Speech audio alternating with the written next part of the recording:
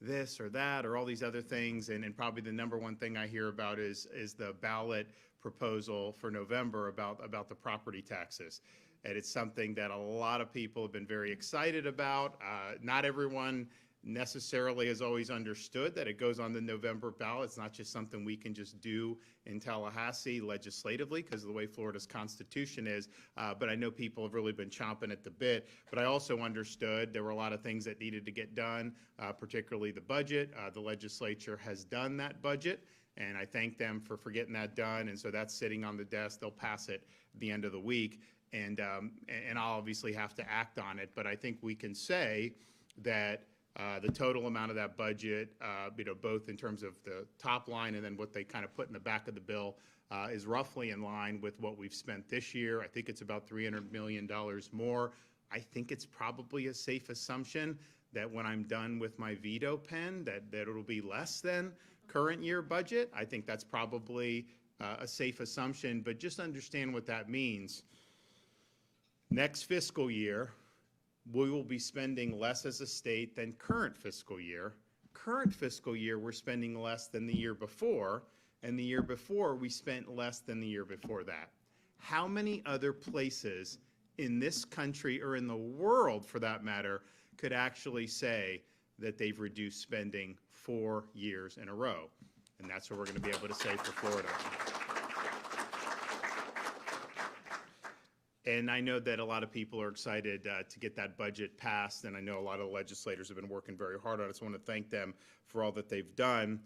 Then I told people we are going to do the property tax, and so I'm excited to be able to say today that I'm going to be momentarily issuing a proclamation for a special legislative session beginning on Monday of next week for the purpose of putting on the ballot an initiative that Florida voters will be able to vote on this November, and the primary purpose of that is to make your homestead property tax-free, and that will be historic. Now, there's a lot that has gone into this. You know, we've worked really hard, certainly in my office. I know other people have been working, people in the legislature have been working about what would be the most meaningful for Floridians, but then also what could get 60% of both houses in the legislature and then potentially 60% of the voters.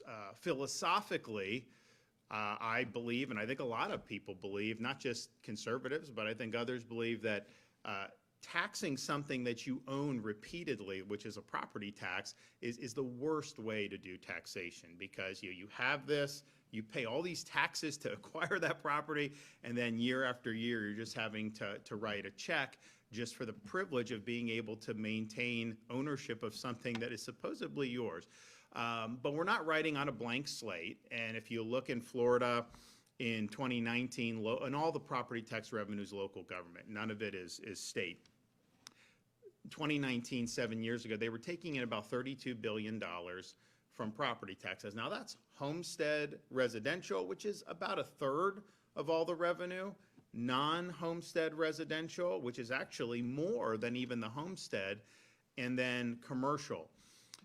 Now, 7 years later, that number has gone from $32 billion to $60 billion. So that's a lot of money. That's a lot of taxes that people are paying, and part of it is because some jurisdictions may have raised millage, but a lot of it is they're raising the valuations. So you have a home, and then all of a sudden you're having to pay more just because the house down the street may have sold more. And so from a matter of first principle, the whole idea of doing the property taxes, if we were starting from scratch, I would not do a system that relied on that type of taxation. I mean, think about it. They'll justify it and say, well, you have to pay property tax because you're using police or you're using these services. Well, wait a minute. If you had a house you bought for $300,000, now they're saying it's worth $900,000. Are you using 3 times as much services? No. So that's not really, I know it goes to those things, but there's not really a connection to what you're consuming and what they're charging you. So there's a whole host of reasons why you would not want to do a type of wealth tax, a property tax, if you were writing on a blank slate. we're not writing out a blank slate. That's $60 billion, even though I think that's way too much from what folks should be getting in local governments. That does do a lot of things, and I know a lot of us all support, whether it's first responders, law enforcement, and education.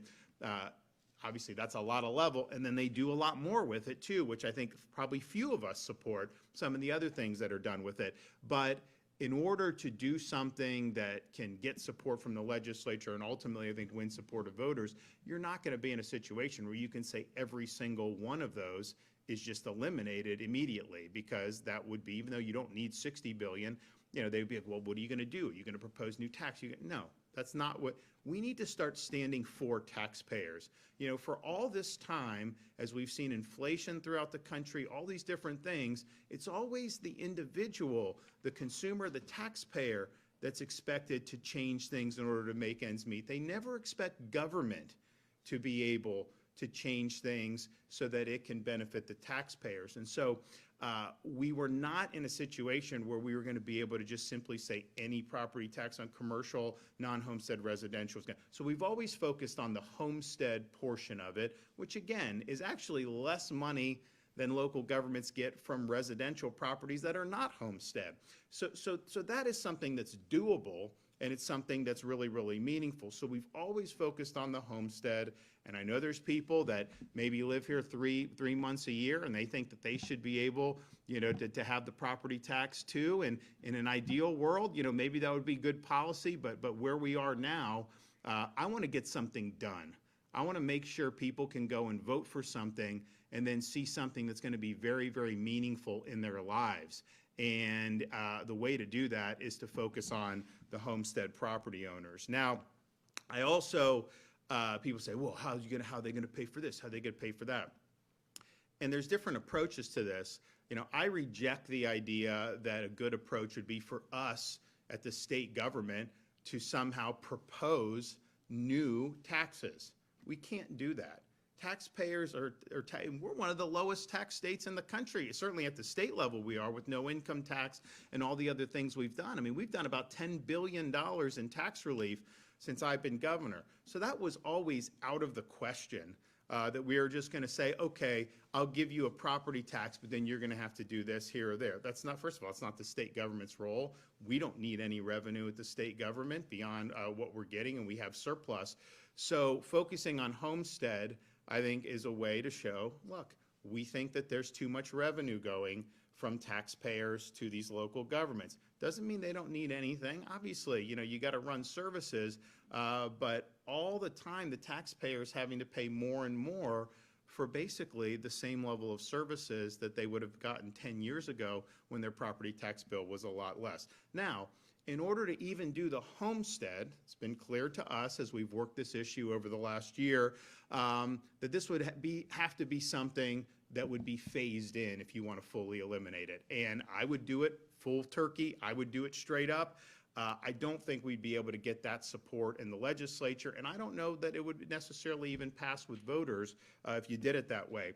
And so the proposal that we are going to work with the legislature on to be on the ballot will begin with an initial raising of the homestead limit to $250,000 for all Florida homesteaders, with then the legislature commanded to enact a schedule that will lead to the full elimination of the homestead limit. Now, why this is something that I think will be very strong, and I think something that will be meaningful, a $250,000 limit, that eliminates property tax for 60% of Florida homeowners.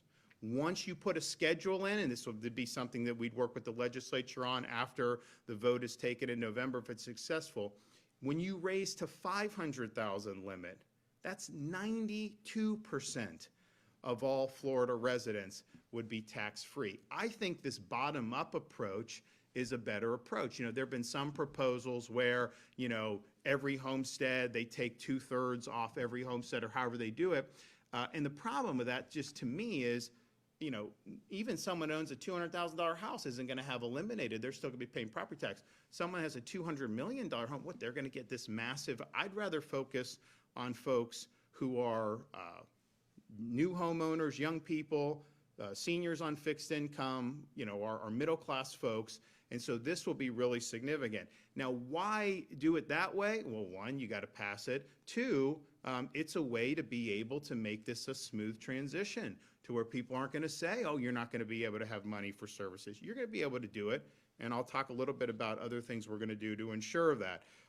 So this is something that can actually get done.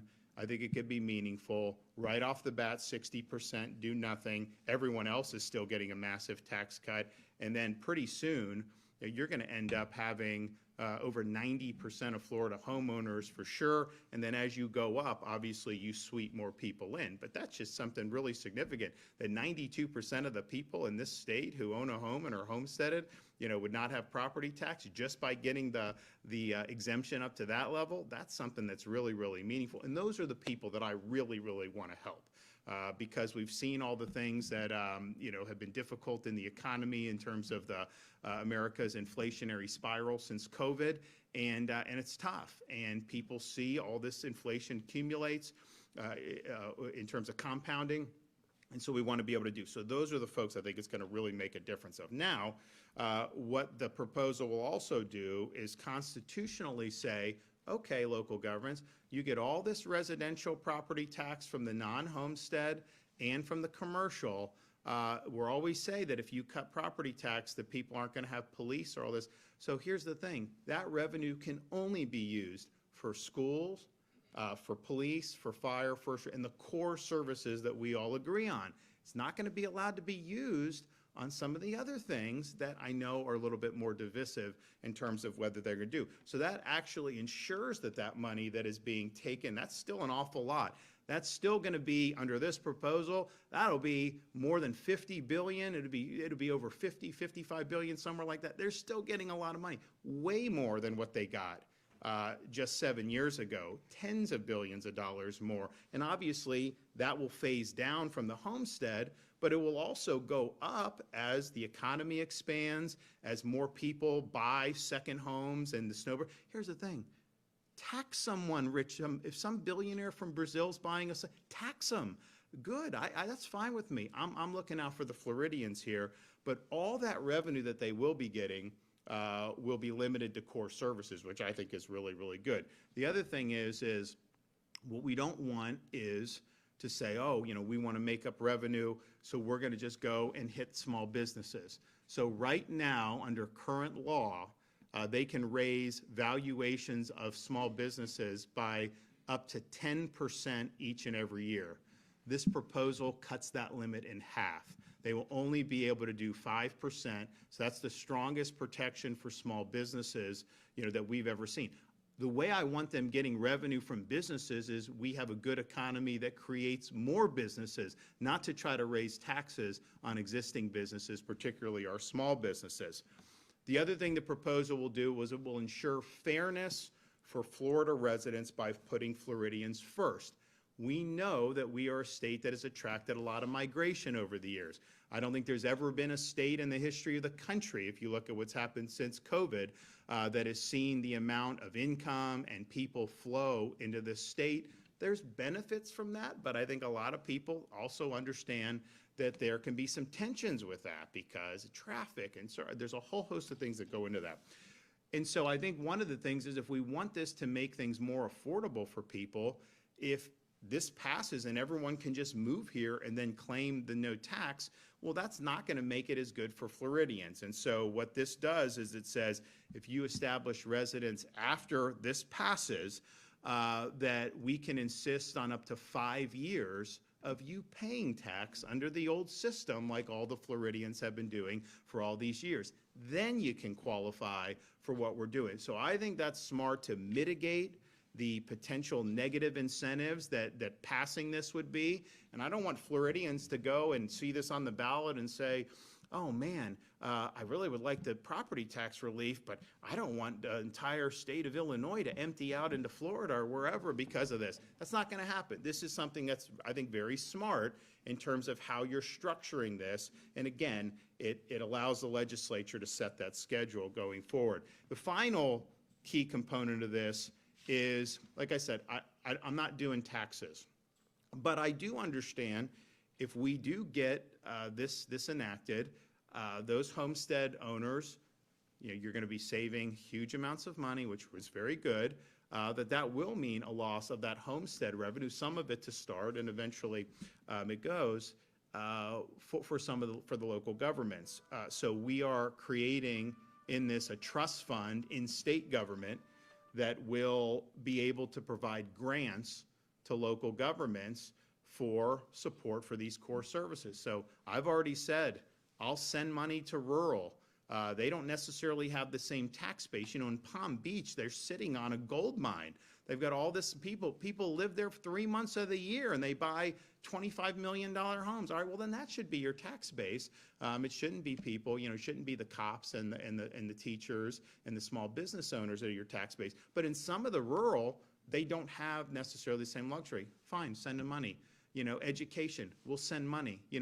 We just did on the budget, and I'm really thankful the legislature did. We did more money for teacher salaries, including an extra $200 million for teachers that have been 10 years or more. When we started our teacher pay initiative, we got that minimum salary up because we wanted to recruit people out of colleges to be able to go into the profession when a lot of young people weren't as interested as they may have been 30, 40 years ago.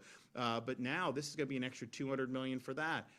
I've been very supportive of that type of funding, and so we will do that. So that will help, I think, ameliorate some of the quote revenue loss. But just understand this: even though we'll do that, and we have a big surplus, and the legislature has helped us build that with our rainy day fund, which is maxed out, with all the other trust funds that have big surpluses, all this other stuff.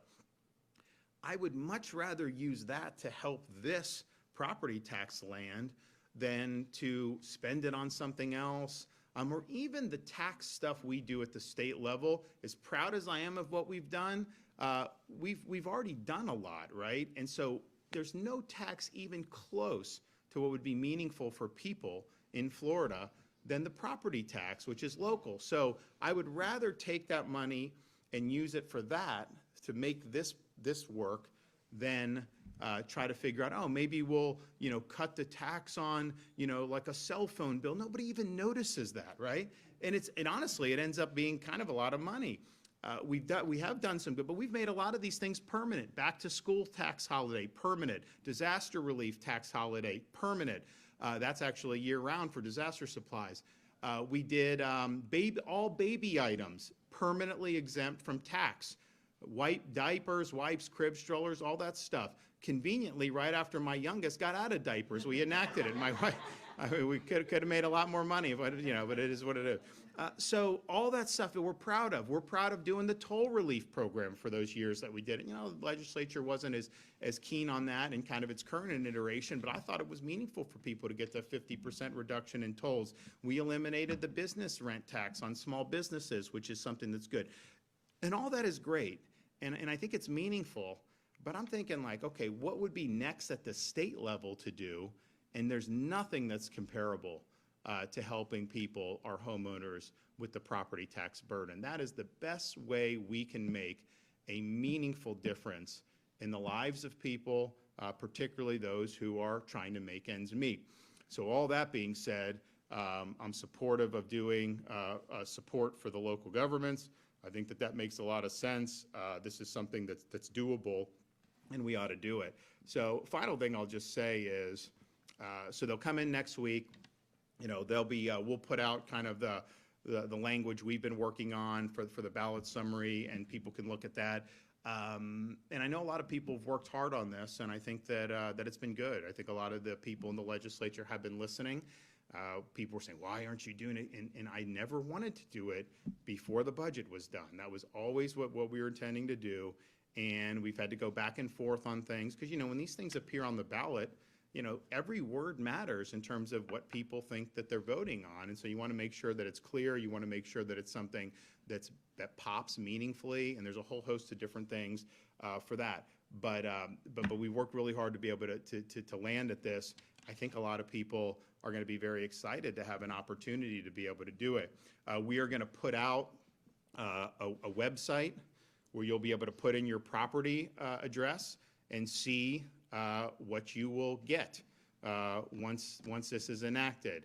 And you'll be able to do it for the initial 250, and then you'll be able to do it when the legislature raises it to 500. Now, for 92% of you, you're going to pay zero at that point, which we think is very, very good. But on it goes, and you'll be able to see it. So if you look at how we can make a difference, this is more meaningful than anything we could do with tax at the state level. Just is. I mean, we have a sales tax in the state, but that's paid, a good chunk of that is paid by non-Florida residents and tourists. So the snowbirds will be here for 4 or 5 months. They pay that tax when they go and shop. And then you have people that visit. We had, I think, 140 million visitors most recent year. So that's, honestly, it's an advantage for us. You'd rather have that than have some of the other systems of taxation like they have in these other states. Obviously, we wouldn't want an income tax. So doing this is the best thing. Now, look at all the other things that people are grappling with. The grocery cost. I wish that there was some type of provision of state law that would allow us to really cut that. And it's just, I think everybody knows that's market driven. There's a whole bunch of issues with whole host of things in the economy that's led to that over many, many years. Same thing with, you look at the fuel. That's a global issue.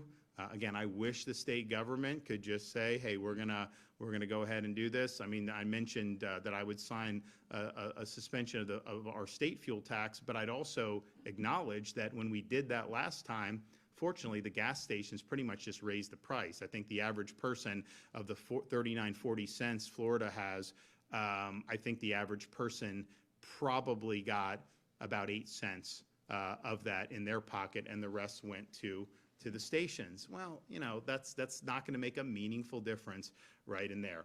And so there's a lot of things that we've done. We've done a lot of stuff to reform our insurance market. We now have 20 companies that have come in since we did those reforms a few years ago. Citizens lowered rates for the first time ever. People have seen stability. Some people are even seeing lower rates. I know Peninsula did an 8% average reduction. We think the reinsurance is going to come in really lower this year than it was last year even, which then that's going to have an effect. So those things are moving in the right direction. But again, it's not something you can just snap your finger. This is private money, private capital, private businesses that are offering policies and are having to assess this. Now, hopefully we don't have a hurricane this summer, and that would be good to have 2 summers in a row. Sometimes we go on stretches where we don't have very much. And we had a stretch, I guess 2006 to 16, where we didn't have hurricanes in between those 2 years and those 10 years, but then we had a run where we had kind of a lot and got hit hard in some of the parts of our state, mostly on the west coast of Florida. Now, they say when you have drought, that means you have a weaker hurricane season. I don't know if that's true, but I would just note, literally every year since I've been governor, going to be the worst hurricane season ever. They predicted this year they're actually not doing that. So honestly, I don't know if that makes me feel good or bad because they said it was going to be really bad last year, and fortunately it wasn't. But all that being said, that's a huge issue. There's been a lot of progress made. That's going to take, it's not something government can just dictate. This is the one thing that we can do that's going to make a really big difference in the lives of people in the state of Florida. And I'm sensitive to people saying that, well, some of these elderly on fixed income, as the taxes go up, it's harder. But at the same time, I've rejected the idea that you only do homestead elimination for 65 and plus, simply because they have more money as a group than the younger people. And so I think you got to give young people an ability to realize the American dream of home ownership in a way that they're not going to be having to fork over thousands of dollars a year in property taxes. This gives them that pathway and that opportunity to be able to do it. And I'm really as concerned about those folks as anything. And I said, we've got to include everybody. If you don't include everybody, then I just think it's like you're saying this versus this. Yes, I get some people have paid taxes already for 30 years. It's like, okay, how much more can you pay? And I'm sensitive to that, but I'm also sensitive to people that, nationwide, it's not just Florida, nationwide, when they get that statement when they buy a home, the principal and interest portion of that statement is oftentimes less than the property taxes and the insurance are, whereas it always used to be that principal and interest would be the biggest chunk. You'd have some insurance and some property tax, but that's really changed to where that's almost the norm now throughout the United States of America. This changes that here in the free state of Florida. So people have been asking, oh, are we going to do it? Are we going to do it? The special session will start on Monday. They have an opportunity to put something on the ballot. Now, we have 2/3 plus majorities in both houses of the legislature as Republicans. You only need 60% to pass this. But, you know, honestly, the good thing about the property tax relief, it's good for everybody. Red, blue, none of the above, you're going to get the property tax relief. And I don't think it's a partisan issue. I think a lot of people need relief. I think a lot of people have been wondering, where can we get it? We're showing a pathway to be able to get that done in a way that I think is going to be transformational for people, not just in the near term, but for the rest of the state's history. So what I will say is this will go out later today. You can just make sure, you want to make sure that something gets on the ballot. Just contact your local representatives, your senators and representatives. Tell them, we're going to meet on Monday, and we got to get this done. And they'll hear you, because I've talked to a lot of them. They want to get something done too. They know it's important. They know it's going to be meaningful for people, and we have an opportunity to step up, and to get this done. So, and again, I've said this before, but people, why are you doing property tax? Listen, I haven't paid property tax in public housing, okay? I'm in public housing. And so I'm listening to people who've been, this is not one thing that it really hasn't impacted me the way it's impacted so many of our homeowners. This is from me listening to people and talking about the help that they need and they want. But I really look forward to the day where a Floridian, and if this passes, this will be a reality, where you do own your own home, and maybe you have a mortgage payment, maybe you have some other stuff, but if you stop paying tax, the government ain't gonna be able to just take your home from you. No, actually, if you own the home, you own the home. And guess what'll happen? This is what'll happen. All this tax, the 60% that won't be paying with this initial, the 92%, once that's raised, and on it goes. That money is going to be used in the economy. The economic base is going to get better. These local governments are actually going to be able to get revenue from these other existing sources that they already have, because we're expanding the economic base and making that. And I will tell you, when you've had big initiatives like this in the past, they actually did one in California in '78. Oh, they were saying everything's going to fall apart, everything's going to fall apart. And look, there was a couple-year transition period. Then things boomed. Things really did well.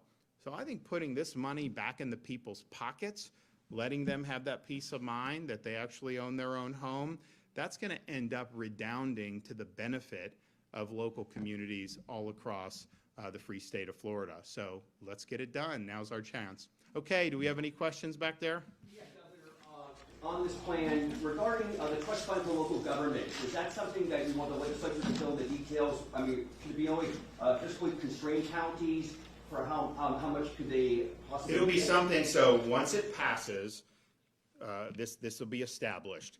I think we all realize we'd have to have an implementing session after the November election. So it'll be the new legislature and me doing this and setting out both the schedule for the raising of the homestead, but also for this fund for the local governments. It would not be limited, in my judgment. It would not. It's certainly on the face of it, it's not limited to fiscally constrained. Fiscally constrained is a small amount of money. I mean, if you do $250, $300 million, you could fill every single penny for fiscally constrained. And I'm not even. And look, I put that in my budget. I knew it was more symbolic because I knew we didn't need it right now, but I did that, and I'm happy to do. But even if you did, you'd be able to do it. Now, when you start talking about the rest of the state, I'm supportive of education. So we will do education, 100%. Now, we may not do it in really wealthy areas, like a Palm Beach, which, they've got a lot of resources.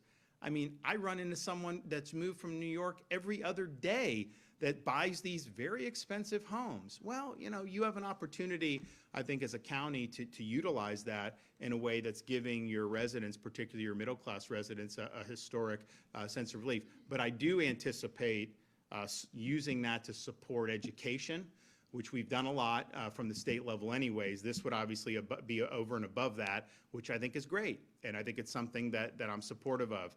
And then it could be also for some of the law enforcement as need be. Look, we've got our rainy day funds now maxed out. The legislature actually voted to put something on the ballot last year. Even though we have a maxed out rainy day fund, they wanted to do like another like fund to just sit there, which, you know, I disagreed with. I don't think it's going to pass the voters, but they've already agreed to earmark billions and billions of dollars a year that would not be spent by the state and would just be parked. Rather than park it, I'd rather use that to be able to get this done and to be able to help with these. And now, look, we're going to have some people, and a lot of my friends, you know, they're going to say, who cares? Just eliminate, they'll figure it out, all this other stuff. But I think that's about 50%, right? That argument will get 50%. You need 60% to be able to do. Now, you're going to have 25%, 20% that probably just aren't going to like it. That's just, it's a diverse state. It's fine. People have different opinions. But I think you're going to have a lot of voters who say, okay, they want this. They think it'll be good. They just want to make sure that it's doable. So the fact that we're doing the phase-in, the fact that we have this fund, the fact that we're limiting the remaining property tax to the core services, I think it answers those concerns in a really, really thoughtful way. And again, if it's just me snapping my fingers, maybe you could do something a little bit different. But you got to get it through the legislature, and you got to get it approved by the voters in the state of Florida. And that's something that I'm pretty sure this will answer the bell on both of those. I mean, look, I'm not a guy that really obsesses over polling, but I can tell you if this is presented as it will be on the ballot, it pops pretty good. Governor, I want to ask about the raise. You saw this week that Tampa City Council was at best lukewarm on it. The deal may not float as presented. You also have less money in the state budget from $150 million to $50 million.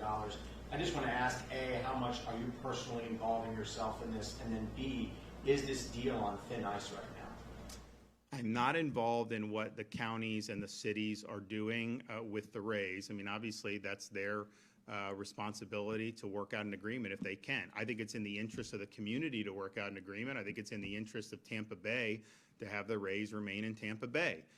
First of all, I mean, even though they had a couple rough games against Baltimore, they still have one of the best records in baseball. They've produced very well given the constraints on the franchise, and I just think it's a good asset. Football does well in Tampa Bay. Hockey does well in Tampa Bay. With the right formula, baseball would do well.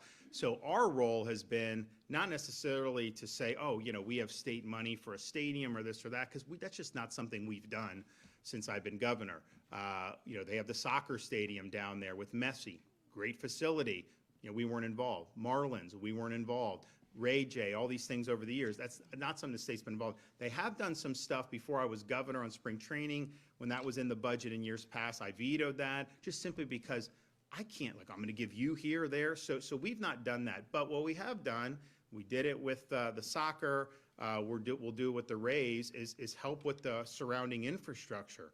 For one reason, we have a state college that's on that site, and they have an opportunity, and I think the money will be fine. If the deal happens, HCC will get more money because they need money because the campus has problems, and rather than try to refurbish the current footprint, I'd rather do something special and make it something that's really significant, that obviously will have a good working relationship with the ball club and all the surrounding entertainment and lodging that's created there. I think that'll be very compelling. So we want to help HCC. This was something that the board and the president thinks is in their interest. I did too, but I was like, look, if you guys tell me this isn't good, then tell me that. And they said, no, this is going to be good. The other thing is the surrounding roads and all the things that would go into something of that magnitude. That's always been something that we've done. That's something we've done, again, with the soccer. It's something we've done in other places. I think it could be a great area, but we want to make sure there's ingress and egress. FDOT already tells me they can do the overpass where you can walk across from Raymond James over there, and that, I think there's going to be 2 of those. So there's a possible, really something, meaningful. But if you look at that site, and from a local perspective, it's not driving really economic activity. I mean, it's primarily parking lots and then some of the buildings there. This would be something that would be significantly bigger than the Battery in Atlanta, which has been very successful for how they're doing it. So I think the vision, just from an economic development perspective, makes sense. And then look, I just, as governor, I don't want to lose a baseball franchise. I don't think that'd be good for the state. And I know maybe they could do Orlando. Orlando definitely wants it. But I also just think, and look, I'm a native of this area. And so I do have a little bit of biases, but I think take that out. This area is one of the best areas in the country for baseball. If you look at the history, you had Babe Ruth and Lou Gehrig would come here for spring training. You've produced some of the great baseball players, from Wade Boggs to Fred McGriff, all these guys that really have been amazing. Great youth sports, great Little League, great high school teams. All this stuff that's happened over so many years, don't tell me that you can't do well in baseball in this area. You have shown that you can do it, so I don't think there's any question about it. So, but yes, I don't know the Tampa City Council, kind of what their views are on it, and I've been agnostic on, this county should do this or this county should do this on any of these deals from the time I've been involved in any of this stuff, just because I think it's ultimately, those are negotiations that they have to make. But I also will just say, I've looked at the modern history of these stadiums, and I think the only one that wasn't a public-private partnership in like the last 30 years is San Francisco Oracle. And there were some unique circumstances of that. Obviously, it's a very, very wealthy part of the country, but and it's actually a phenomenal ballpark. I mean, one of my top 5 favorites. Very good ballpark. But all the rest, are some form of public-private partnership. And what I've looked at over this is what percentage is private versus public. And I think this proposal has a higher percentage of private for doing this than most of the other ones that have been done throughout. I mean, some of the ones in Tampa Bay, for example, were basically just paid for entirely public, or certainly mostly public. So I think in that sense, just looking at the landscape as it is, that's just the reality that we're dealing with. So what I think is, we're happy to help with the HCC site. We've done a lot. We can do more on the infrastructure. I think it'll be good for HCC. I think it'll ultimately be good for Florida. And I do think it will be very good for the city of Tampa, the county of Hillsborough, but also the overall region. And, even some of these Pinellas guys, like I grew up in Dunedin, it'd be easier to get to the Dale Mabry site than it probably would be from my house where I grew up down to St. Pete. That's just the reality. I think you have a chance to draw more people there, and I think that's kind of what went into the analysis of it. And so I do think it would be good.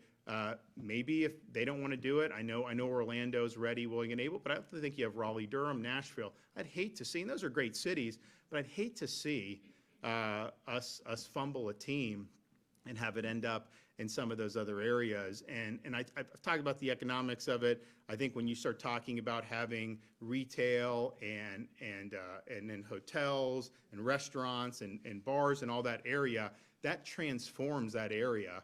Right now, I remember someone said, like, well, what would be the value of this property? Honestly, I don't think it's very valuable under current use at all. No one's going to build a housing development there. No one's going to do, like, office space there. What would you do there unless you had this type of mixed-use vision? That's really the only thing I think that would bring it to life and ultimately produce a lot of and it's not just all about producing revenue for the local government, but I do think it would produce jobs. So all that's important. But then I just think about, we didn't have a team when I was a kid growing up. Now, we did have spring training, which was really, really neat. Fortunately, we had WTBS, so I watched the Braves as a kid. A lot of people did, not just in the Southeast either, throughout the country. And we actually, you lost Bobby Cox recently, Ted Turner, and then Bob Horner, who was the third baseman in the 80s. He was unbelievable. And so those are just memories you have as a kid. But, we didn't have a team to necessarily go. So I think there's a cultural component. I've seen how with the Lightning's rise, I run into these families where the kids are going to hockey practice. We didn't have hockey growing up here when I was a kid. It just wasn't something that was done. Now it's created interest, and kids are out there doing it, and they have leagues and stuff. And I think having that, a good, viable franchise, I think is good for the culture of the community, but particularly for the youth. And I really hope that, and I've talked to a lot of people about this, I hope we can kind of get back to just like doing like normal Little League. I don't think you should have to pay $20,000 a year for travel ball for some kid that's 11 years old or 12 years old. I mean, like, you know, look, if your kid's going to be Mickey Mantle, like, you know, he grew up in, you know, in some farm in Oklahoma. He wasn't doing travel ball. I mean, so it's just, it's gotten to the point. Private equity's involved, all this other stuff.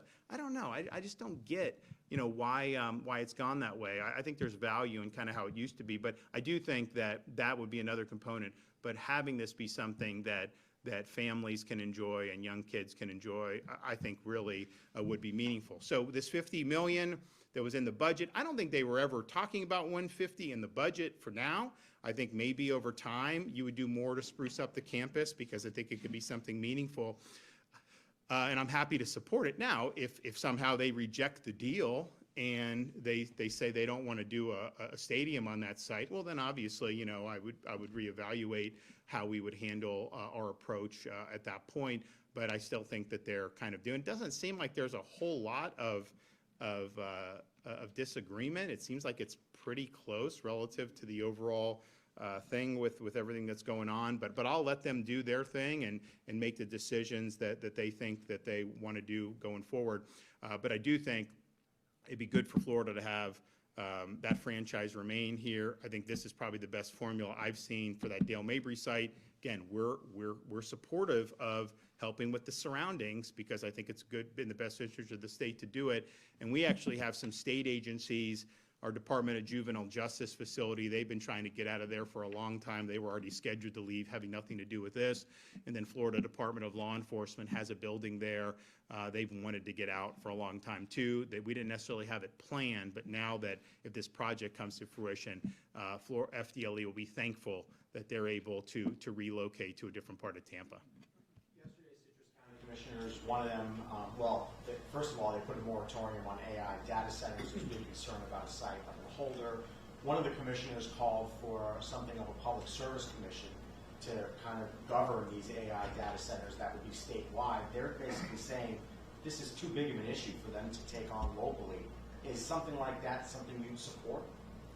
Well, that's their job, to be able to look out for their citizens' interest. I mean, seriously. So look, who's the only state that's taken action on this to protect the ratepayers? We in Florida are the only ones. So this has been something I've been talking about. You know, now it's getting more play. I was talking about this a year ago, and not just on the data centers, but on what direction is AI going.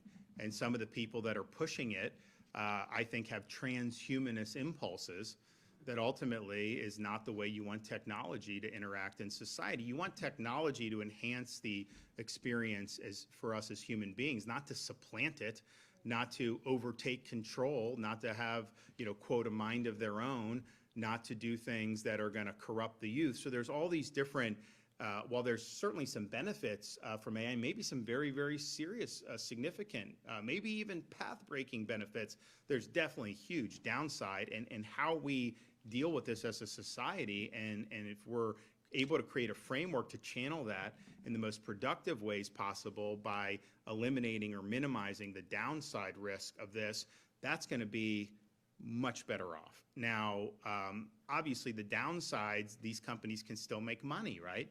The more kids that get addicted to what they're doing, the chat bots and all this other stuff, they can harvest the data, sell advertising, and do all these other things. So it creates a whole host of issues. But with the data centers, they take up as much power as a city of 500,000 people, and some of them more. You know, Meta is building one in Louisiana that's bigger than Manhattan in terms of its physical footprint.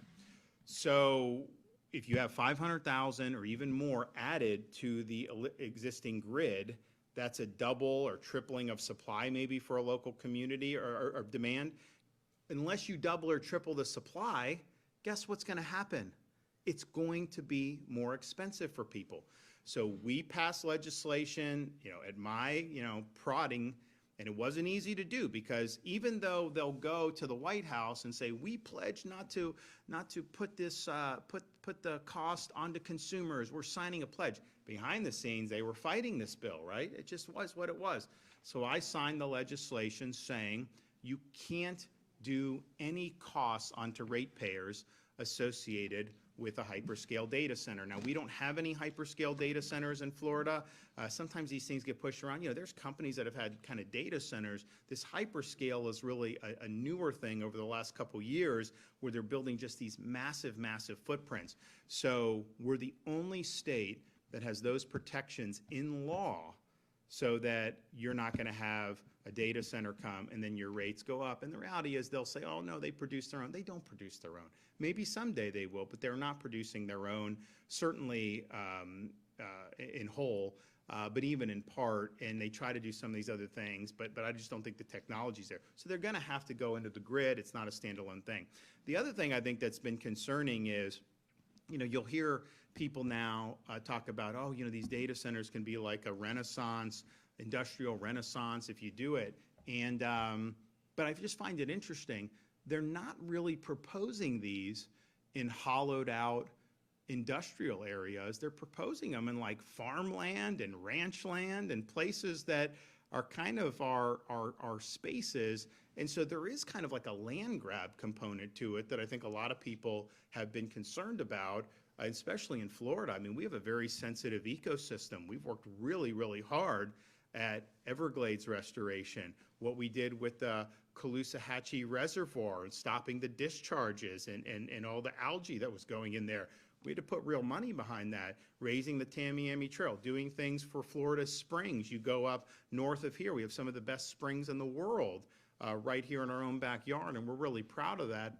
And then we've also done a lot to conserve farmland through our Rural and Family Lands program. Hundreds of thousands of acres of farmland is put into conservation, where it can be used for agriculture but not for development. We also created the Florida Wildlife Corridor, massive, massive expansion of the lands that will be set aside against development and not be allowed to be developed, and that spans the entire spine of the state.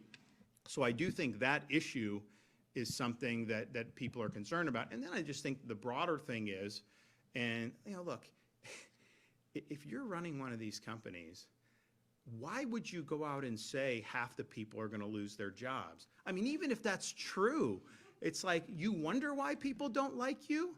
You wonder why AI is unpopular? Oh, yeah, everyone's just going to get universal basic income. We're going to put you all on because there's not going to be jobs for people. You can understand why people don't think that's a very appetizing future. When you see what happens with these chatbots, with these young kids, people find out, a lot of people don't know, but the more they find out, well, wait a minute, a chatbot goaded a teenager into committing suicide? How outrageous is this, that this is happening in our country?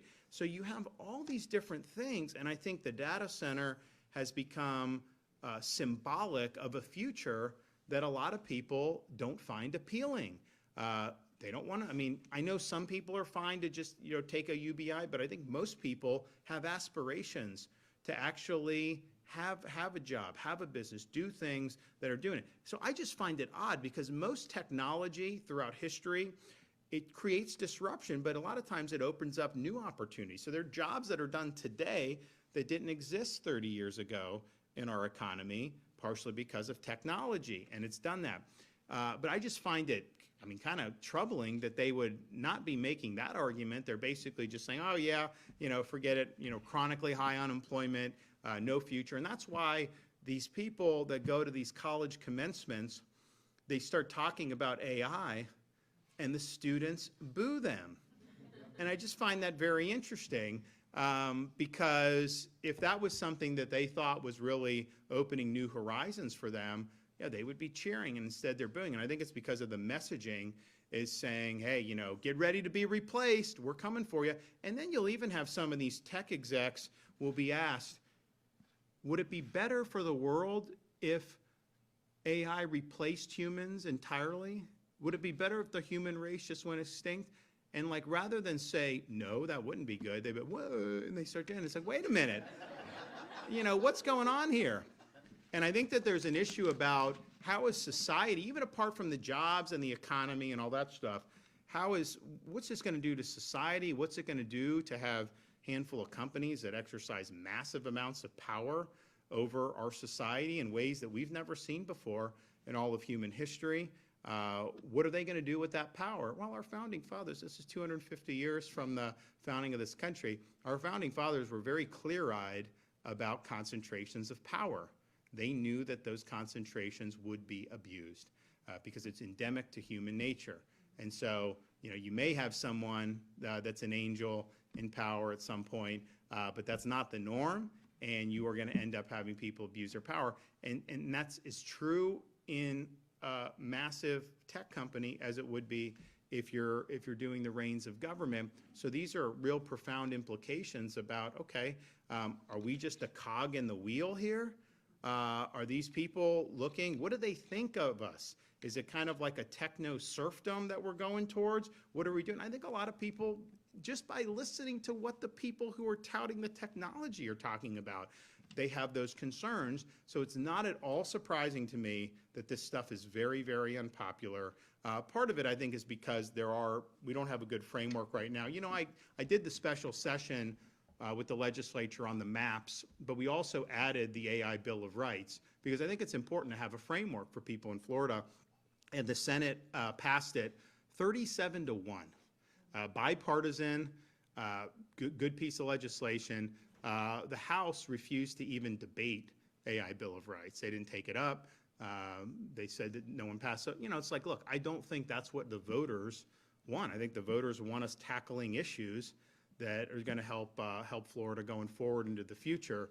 And maybe we'll get another bite at the apple at some point on that. But I think that was a missed opportunity. And again, providing a framework is not saying you can't develop things that are going to benefit society or humanity. But I do think it allows us to minimize the downside risk and to make sure that ultimately it's the human being that's at the center of our society, not a computer, not a machine. They can be accoutrements, they can be supplements to the human experience, but if it goes beyond that, then I think we're in really dangerous water. On the budget, the Senate had a provision in there to provide security for you and your family for a year after leaving the Capitol in January. The House didn't include that. It's not in the budget. Any thoughts about that? Well, I mean, look, it wasn't something I asked for. It's something that I think is the judgment of FDLE, just given the amount of threats that they take about this. It's, Florida has occupied a pretty unique space in the country over the last decade, particularly since COVID. I've been the face of that. And while that's been great in many respects, I mean, obviously I got reelected really big, all this other stuff, you do have kind of a nasty undercurrent out there that it's not just me, there's a lot of elected officials. But I could just tell you, for me personally, what I have now is the day I walked out of the hotel room on election night 2018, I had security. And I've had security since then. Post-governorship, that would not be something where I would do round the clock. I mean, I don't think that would be necessary. But I think that they believe that if I'm doing certain types of functions, if I'm speaking, if I'm doing that having folks there to be able to assist would be justified based on the types of threats that they get. But, the legislature's got to do, what they got to do, and they can make those judgments accordingly. But, we're in an era of some pretty disturbing political violence, and it's kind of going in one direction by and large, unfortunately. So that just is what it is. And so I think that there's concern from the agency about, what that looks like going forward. But, the legislature's got to do what they got to do. Tampa has a large Cuban-American population. What's your reaction to the Raul Castro indictment? Should the U.S. take more action against Cuba? The indictment of Raul Castro is justified. I think it's long overdue, but it was the right thing to do, and I hope he's brought to justice very swiftly. And it's something that would be a good day if that happened. But I also understand, he's an aging tyrant. Ultimately, he's done his damage. And so the question is, what is going to happen to the people of Cuba? And if communism ends and they have self-government there where people have freedom to make the most of their own lives, I think the island would do very, very well. I think it would do very well.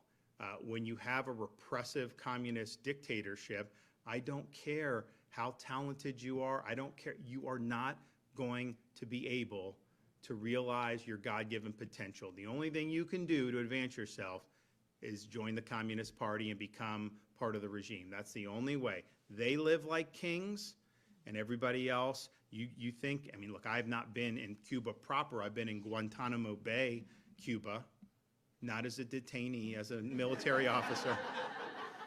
Just want to make that clear. You never know what the news will do on that. So I've seen just the base, and you know, it's kind of like the movie A Few Good Men.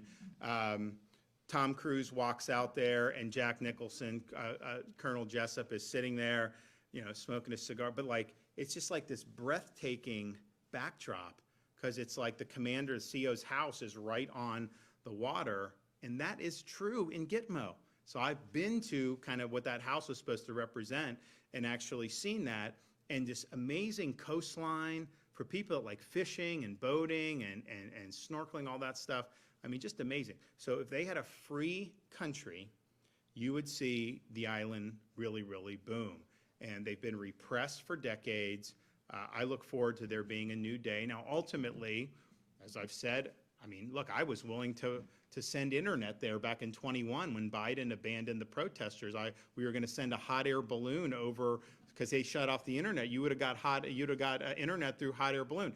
But the vendor was worried that the federal government under Biden was going to take their business license, so they wouldn't do the deal. But I was willing to do that because I thought ultimately it's got to be the people of Cuba that determine that own destiny. The idea that we can just kind of go and all of a sudden, you know, it's not that simple.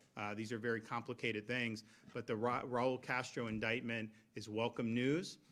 I do think that it's justified, not just for the Brothers of the Rescue, but just for all the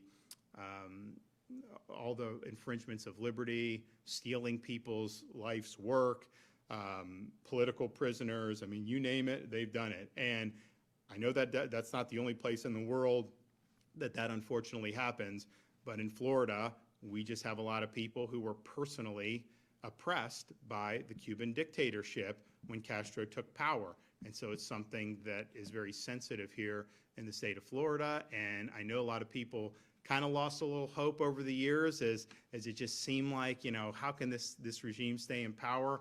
But I do believe that the communist dictatorship in Cuba is on its last legs. I can't tell you it's going to be tomorrow, next year, but I think it's getting to the point where certainly in the not too distant future, it's ultimately going to be put out to pasture, and that'll be a good day for human freedom. All right, thanks everybody.